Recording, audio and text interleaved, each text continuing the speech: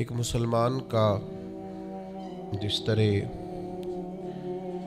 اللہ تبارک و تعالیٰ کے ساتھ ایک گہرا، مضبوط اور سب سے مستحکم رشتہ ہوتا ہے، اور جس طرح اس کا سب سے مضبوط اور مستحکم رشتہ نبی کریم صلی اللہ تعالیٰ علیہ وسلم کی عالی مرتبت بارگاہ کے ساتھ ہوتا ہے،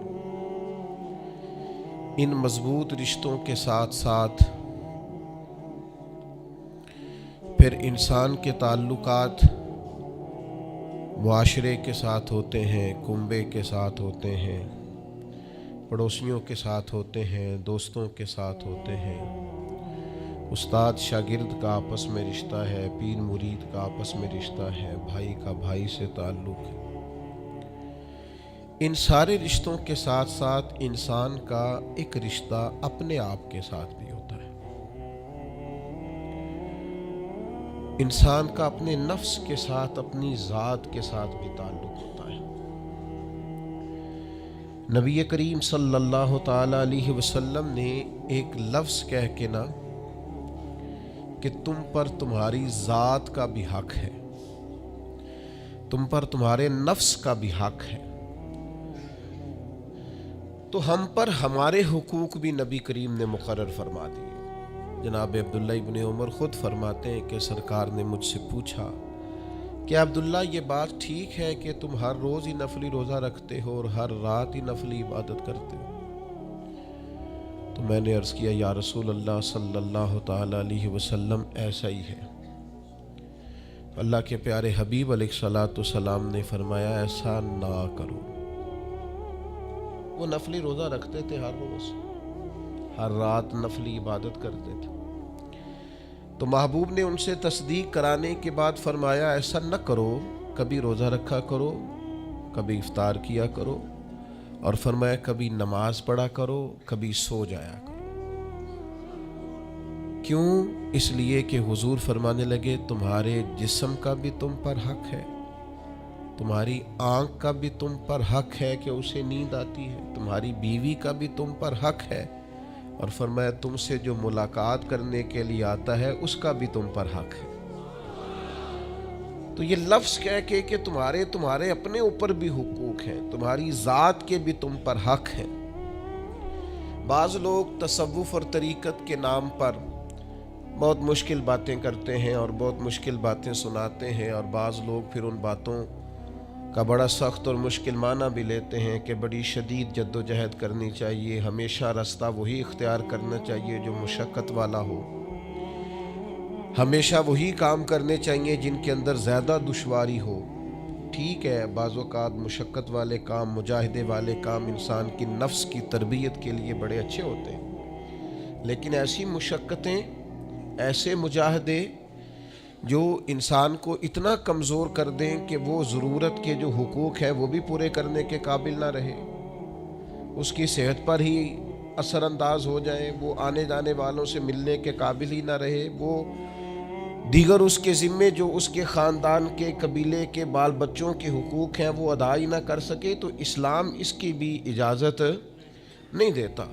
خود ساختہ تصوف اور خود ساختہ طریقت کا جو مفہوم لوگوں نے بنا لیا ہے وہ مفہوم بھی درست نہیں ہے۔ ہمارے بزرگ تھے شیخ المشائخ اور استاذ الاساتذہ حضرت شیخ محمد تحسین رضا خان صاحب بریلوی رحمۃ اللہ تعالی علیہ، 50 سال کے لگ بھگ انہوں نے درس حدیث دیا ہے۔ تو میں ان پر ایک مضمون لکھ رہا تھا، میں نے ان سے عرض کی حضور آپ تہجد پڑھتے ہیں؟ فرمانے لگے نہیں، میں عشاء جماعت سے پڑھتا ہوں، اس کو بھی سالوں بیت گئے، اور میں فجر جماعت سے پڑھتا ہوں، یہ بھی میری زندگی کا معمول ہے، لیکن میں سحری کے وقت اس لیے نہیں اٹھ پاتا کہ مجھے صبح 8 بجے بیٹھ کر بچوں کو درس حدیث پڑھانا ہوتا ہے، عشاء کے بعد مجھے مطالعہ کرنا ہوتا ہے، تو میں سمجھتا ہوں یہ بھی میرے لیے نفلی عبادت ہے، لہٰذا میں رات کو بھی کتاب و سنت دیکھتا ہوں اور سارا دن بھی کتاب و سنت پڑھاتا ہوں، امید ہے میرا رب مجھے تہجد کا اجر بھی عطا کرے گا۔ عزیز دوست آپ یاد رکھیے گا، اس کو سمجھیے گا کہ ہمارے ہاں بعض لوگ بعض چیزوں کو زیادہ دشواری بنا لیتے ہیں۔ فلاں آدمی کو میں نے کبھی نفل پڑھتے نہیں دیکھا، یہ طریقت نہیں کہ آپ نے اسے نفل پڑھتے نہیں دیکھا تو وہ صوفی نہیں۔ آپ یہ بتائیے کبھی فرض چھوڑتے تو نہیں دیکھا، کبھی اسے ضروریات دین کو چھوڑتے تو نہیں دیکھا۔ اور نفل تو ویسے بھی انسان کا رب سے ذاتی معاملہ، ہو سکتا ہے سامنے والا چھپ کے پڑھتا ہو سکتا ہے وہ کسی ایسے لمحے میں پڑھتا ہو جب وہ سمجھے کہ اس وقت مجھے تنہائی میسر ہے۔ تو حضور نے فرمایا تمہارے نفس کا بھی تم پر حق ہے۔ جن جن چیزوں کو اللہ رسول نے جائز قرار دیا ہے وہ کوئی شخص بھی استعمال کرتا ہے تو اس کو کوئی شخص ناجائز کر سکتا نہیں، کسی کو بھی اس کا اختیار اور حق حاصل نہیں ہے۔ بلکہ صحیح بخاری کے اندر سیدہ عائشہ صدیقہ رضی اللہ تعالی عنہ کی ایک روایت موجود ہے۔ آپ فرماتے ہیں نبی پاک صلی اللہ تعالی علیہ وسلم نے کوئی کام کیا، بعد میں رخصت دے دی، اجازت دے دی، فرمایا چاہے کرو چاہے نہ کرو، نہ کرنے کی اجازت دے دی، پہلے سرکار نے کیا۔ تو بعض لوگ ایسے تھے جنہوں نے اس رخصت سے فائدہ نہیں اٹھایا، وہ کام کرتے رہے، حضور نے اجازت دی تھی لیکن انہوں نے اس اجازت سے فائدہ نہ اٹھایا۔ تو نبی کریم علیہ السلام کو جب اس بات کا علم ہوا تو محبوب نے اللہ کی حمد کی اور حضور فرمانے لگے یہ بعض لوگوں کو کیا ہو گیا ہے کہ وہ ان کاموں سے بچتے ہیں جو میں کرتا ہوں، یعنی جس رخصت اور گنجائش پر میں عمل کر رہا ہوں اللہ کا محبوب ہو کے، وہ اس چیز کو چھوڑ رہے ہیں، اس سے احتراز برت رہے ہیں حالانکہ میں اجازت دے رہا ہوں۔ اور پھر اللہ کے حبیب علیہ السلام نے کیا خوبصورت انداز میں اس سارے مفہوم کو اتنا سمیٹا کہ اس کو ہمیشہ کے لیے بند کر دیا۔ اللہ کے محبوب فرمانے لگے مجھے اللہ کی قسم میں تم سب سے زیادہ رب کو جانتا ہوں اور میں تم سب سے زیادہ اللہ سے ڈرتا ہوں۔ تو جب میں کسی گنجائش پہ عمل کر رہا ہوں، جب میں کسی ضرورت پر عمل کر رہا ہوں، تو یہاں ایک دوست تشریف لائے ہمارے پاس تو وہ ہمیں مشورہ دینے لگے کہ آپ کے ہاں بچوں کو چھٹی ہوتی ہے تو وہ تقریباً 1.5 دن بنتا ہے، ظہر کی نماز کے بعد ہفتے کو وہ چلے جاتے ہیں اور اتوار کا سارا دن وہ چھٹی میں رہتے ہیں، تو یہ 1.5 دن پورا ان کا ضائع ہوتا ہے۔ تو یہ تو معاملہ ٹھیک نہیں ہے، اس طرح تو ایسا ہے نا کہ مدارس دینیہ میں کیا کام ہے چھٹی کا؟ تو میں نے ان سے کہا ہو سکتا ہے مدرسے کے طالب علموں کو بھی نیند آتی ہو سکتا ہے ان کا بھی کبھی کسی گراؤنڈ میں جا کے کھیلنے کو جی چاہتا ہو سکتا ہے یہ بھی اسی طرح کے لوگ ہوں جس طرح کے عام بچے ہوتے ہیں، ہو سکتا ہے وہ ساری خواہشات ان کے اندر بھی پائی جاتی ہوں جو باقی لوگوں کے اندر پائی جاتی ہیں۔ آپ وہ پابندیاں کیوں لگاتے ہیں جو پابندی اللہ رسول نے نہیں لگائی؟ جس چیز کو شریعت نے بین نہیں کیا ہم کون ہوتے ہیں اس کو بین کرنے والے؟ سمجھیں؟ ہاں ایک بات ضرور ہے، ہم اپنے وجود کے مالک نہیں ہیں، اس کا مالک اللہ ہے، وہ خالق ہے ہم مخلوق ہیں، وہ معبود ہے ہم اس کے عابد ہیں، وہ ہمارا مالک ہے۔ ہمیں اپنے نفس کو اپنے وجود کو اس کی فرما برداری میں رکھنا۔ نفس کے حق کا یہ مطلب نہیں ہے کہ خواہش نفس میں اگر کوئی ناجائز چیز پیدا ہوتی ہے تو اس کی تکمیل کے لیے بھی ہم دوڑ پڑیں گے، اس کی شریعت کے اندر اجازت نہیں ہے۔ اجازت اس بات کی ہے کہ جن چیزوں کو شریعت نے جائز قرار دیا ہے آپ اگر ان کا حصول چاہتے ہیں، آسانی چاہتے ہیں تو آپ ضرور ان کو اختیار کریں، کوئی منع والی بات نہیں ہے۔ میں نے کہا بعض لوگ نا بعض چیزوں پر شدت کرتے ہیں، یعنی نبی کریم علیہ السلام کے صاحبزادہ گرامی حضرت ابراہیم علیہ السلام کا وصال ہو گیا تو نبی کریم کی آنکھوں میں آنسو آ گئے۔ تو ایک شخص نے حضور سے کہا یا رسول اللہ آپ بھی روتے ہیں، آپ تو صبر کا درس دیتے ہیں۔ تو نبی کریم نے فرمایا یہ جو آنسو نکل آئے ہیں نا یہ بیٹے کی محبت کی علامت ہے، باقی فرمایا میرے دل اور زبان پر وہی ہے جس سے میرا رب راضی ہوتا ہے، میں اللہ سے کوئی شکوہ نہیں کر رہا، اس کی تقدیر پر راضی ہوں، لیکن یہ کہ جو انسان پر اللہ تعالیٰ نے کچھ فطری محبت رکھی آپ اس کو بھی قبول نہیں کرتے بعض لوگ، تو کچھ لوگ بعض لوگوں پر زیادہ شدت کرتے ہیں، بعض لوگ بعض چیزوں کے معاملے میں زیادہ شدت کا. حضرت عمر کو نبی پاک نے کچھ نذرانہ دینا چاہا, ہدیہ دینا چاہا. ایک ہے آپ کسی سے مانگتے ہیں, ایک ہے کوئی آپ کو دیتا ہے. ان دونوں باتوں میں وہ جو تحفہ لینا دینا ہے اسے تو حضور نے فرمایا محبت بڑھتی ہے.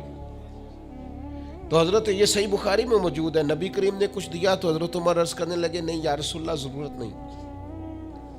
تو محبوب نے فرمایا جو بن مانگے ملے وہ تو اللہ کی طرف سے ہے.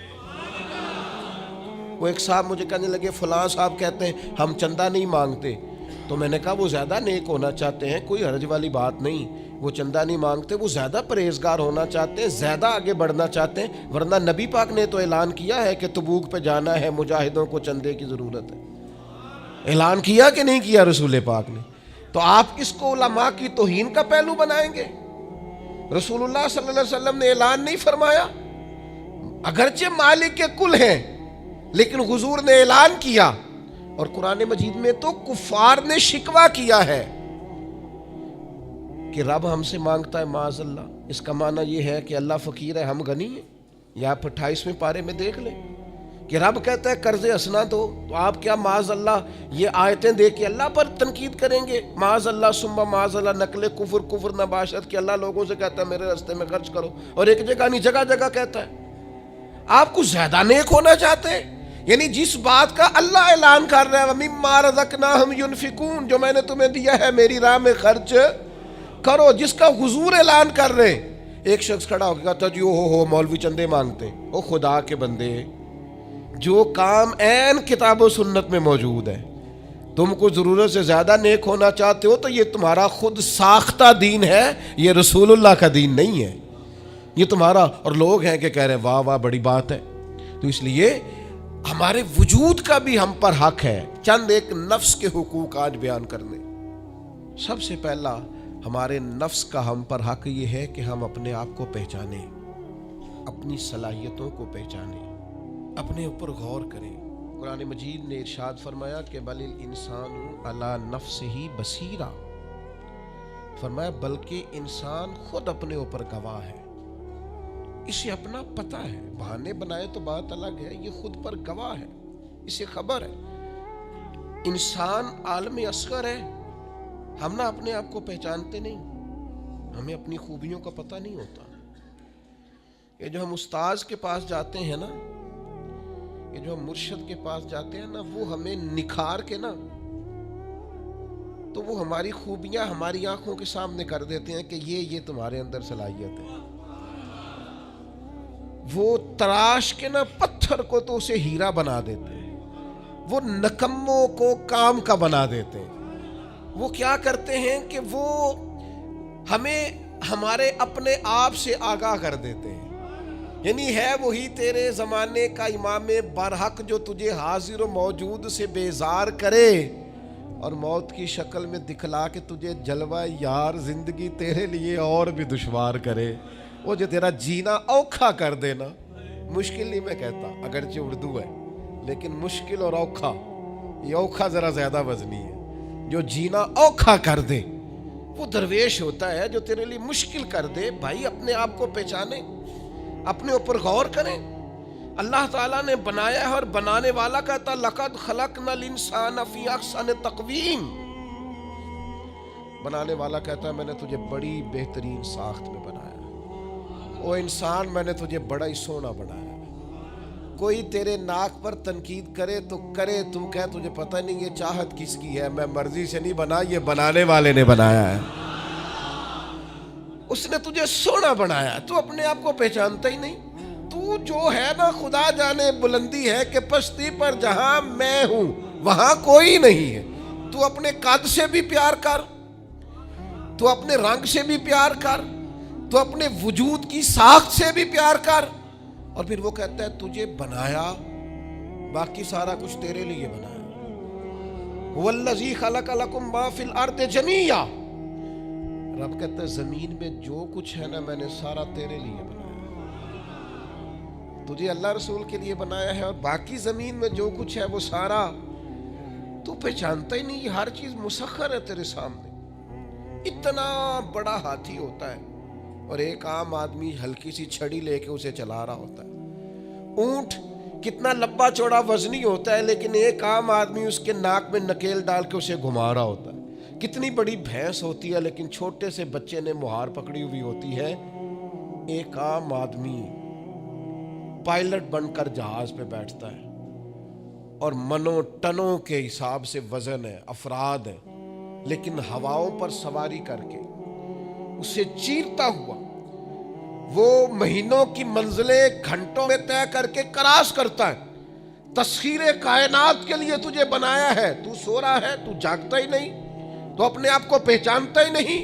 इकबाल से किसी ने कहा मैं रब तक जाना चाहता हूं, तो इकबाल कहने लगे अजब नहीं कि खुदा तक तेरी रसाई हो, पर तेरी नजर से तो पोशीदा है आदमी का मकाम। तू बंदे के मकाम को ही नहीं समझ सका अभी तक। मन आरफा नफ्सहू फकद आरफा रब्बा। दरवेश कहते हैं जो अपने आप को पहचान गया वही तो अपने रब को पहचान गया। अपनी कद्र को पहचाने, अपनी अहमियत